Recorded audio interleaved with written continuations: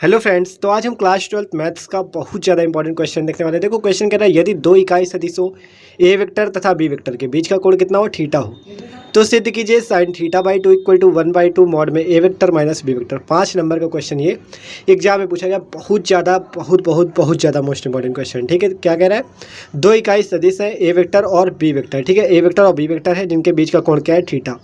तो सिद्ध कीजिए इतना। ठीक है, हमें सिद्ध करना। तो चलिए इस क्वेश्चन को देख लेते हैं। 5 नंबर का क्वेश्चन पूछा जाता है एग्जाम में। ठीक है, तो दो इकाई सदिश दिए गए हैं, ए वेक्टर और बी वेक्टर के बीच का कोण थीटा है। कैसे सदिश दिए गए, आप एक एक इसके शब्द को पढ़िए। दो इकाई सदिश दिए हुए, इकाई सदिश दिए हुए। इकाई सदिश को हम मात्रक सदिश भी कहते हैं। ठीक है, इकाई सदिश दिए हुए हैं। तो इकाई का मतलब क्या होता है, इकाई या मात्रक सदिश का मतलब होता क्या है, मतलब कि एक मात्रक, मतलब कि जो सदिश इकाई सदिश या मात्रक सदिश होगा, नाम एक ही है। ठीक है, इकाई सदिश होगा, उसका मान क्या होगा, एक होगा। उसका मान क्या होगा, तो ए वेक्टर और बी वेक्टर क्या है, मात्रक सदिश है। ठीक है, तो मात्रक सदिश, तो उसका परिमाण क्या होगा, एक होगा। ठीक है, मतलब ए वेक्टर और बी वेक्टर क्या है, मात्रक सदिश है, तो मॉड ए वेक्टर का मान भी 1 होगा और मॉड बी वेक्टर का मान भी कितना होगा, 1 होगा। क्योंकि ये क्या है, मात्रक सदिश है, इसलिए मॉड ए वेक्टर का मान भी 1 हो गया और बी वेक्टर का मान भी 1 हो गया। ठीक है, देखो ये कह रहा था इकाई सदिश, आप कह रहा है ए वेक्टर और बी वेक्टर के बीच का कोण थीटा है।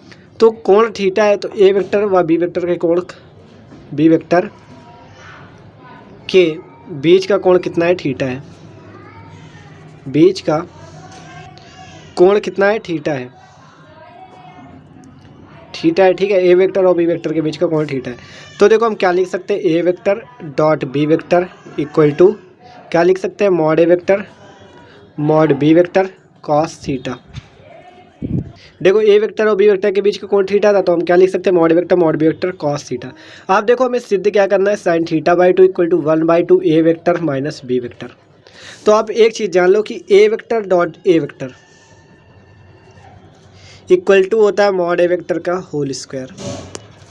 ठीक है, और B vector dot B vector equal to होता है मॉड बी वेक्टर का होल स्क्वायर।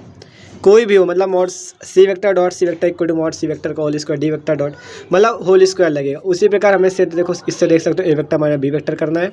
ठीक है, तो A vector minus B vector करना है, इसलिए हम क्या लिख सकते हैं, mod A vector minus B vector का स्क्वायर इक्वल टू क्या लिख सकते हैं, A vector minus B vector dot में A vector minus B vector. ये हमने कैसे लिखा और क्यों लिखा, देखो क्योंकि हमें से लास्ट में क्या लाना है, 1/2 mod A vector minus B vector का। ठीक है, और साइन थीटा बाई 2 इधर, इतना हमें सिद्ध करना है। तो इसलिए ही हमने ए वेक्टर माइनस बी वेक्टर का स्क्वायर लिखा, क्योंकि बाद में हमें यही रहना। और कैसे लिखा, जैसे A vector dot A vector equal to क्या होता है, मॉड ए वेक्टर का स्क्वायर, उसी प्रकार A vector minus B vector dot A vector minus B vector equal to क्या हो जाएगा, mod A vector minus B vector का स्क्वायर। ठीक है, तो वही चीज़ लिखा हुआ है ना, तो mod A vector minus B vector का स्क्वायर। आप देखो इसका गुणा कर लेते हैं, तो क्या होगा, ए वेक्टर का ए वेक्टर से गुणा, तो A vector dot A vector, फिर ए वेक्टर का बी वेक्टर से गुणा, माइनस का A vector dot B vector, फिर माइनस बी वेक्टर का ए वेक्टर से गुणा, तो minus B vector dot A vector. ठीक है, आप माइनस बी वेक्टर का देखो माइनस है, इधर भी माइनस इधर भी, तो minus minus plus B vector dot B vector. ठीक है, तो अब इसे कर लेते हैं, देखो mod A vector minus B vector का स्क्वायर। आप देखो A vector dot A vector को हम क्या लिख सकते हैं, मॉड ए वेक्टर का स्क्वायर।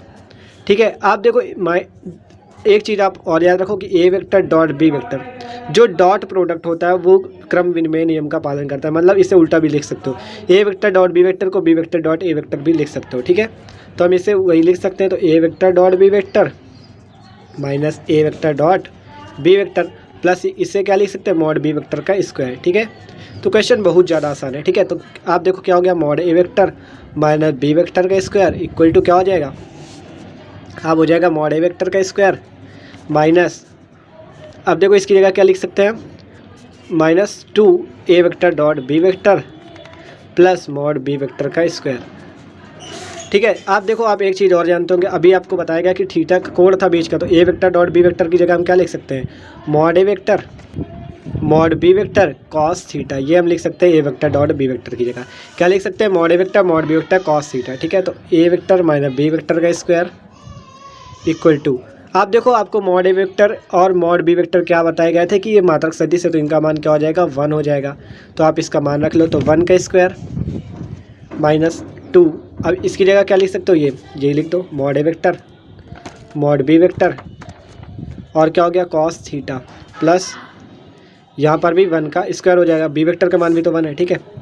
तो mod A vector minus B vector का square equal to 1 minus 2 into mod A vector mod B vector का मान क्या है 1 1 है, तो 2 into 1 into 1 cos theta plus इसका स्क्वायर हो जाएगा तो 1, ठीक है।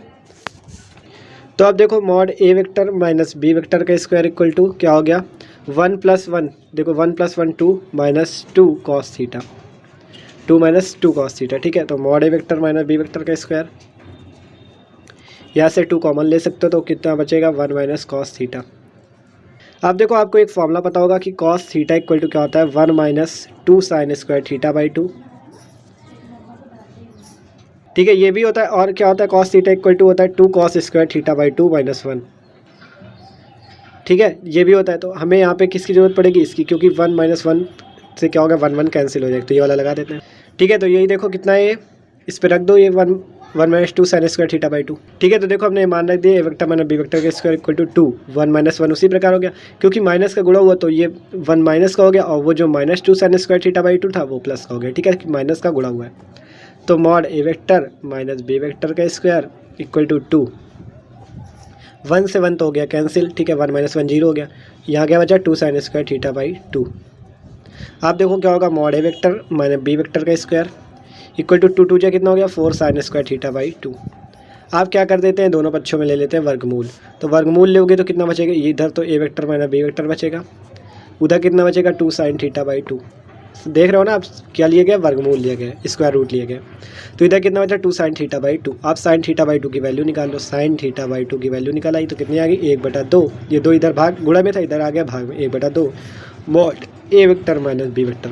तो यही हमें सिद्ध करना था, लिख देंगे हैंस वाला प्रूव्ड, हिंदी में आप इति सिद्धम लिख सकते हो, ठीक है। तो देखो कितनी आसानी से हमने इसे पूरा सिद्ध कर दिया। तो देखो क्या रहा था 2 इकाई सदिश दिए थे, तो इसलिए mod A vector mod B vector का मान 1 हो गया। फिर ए वेक्टर तथा बी वेक्टर के बीच का कोण थीटा कह रहा था, तो इसलिए पूरा स्टेप बाय स्टेप हम स्टेप लगाते चले गए, जिससे पूरा क्वेश्चन यहाँ तक सॉल्व हो गया, ठीक है। तो यही सिद्ध करना था। तो भाई अगर वीडियो अच्छा लगा तो प्लीज़ वीडियो को लाइक जरूर कर दीजिएगा। Okay, thanks for watching this video.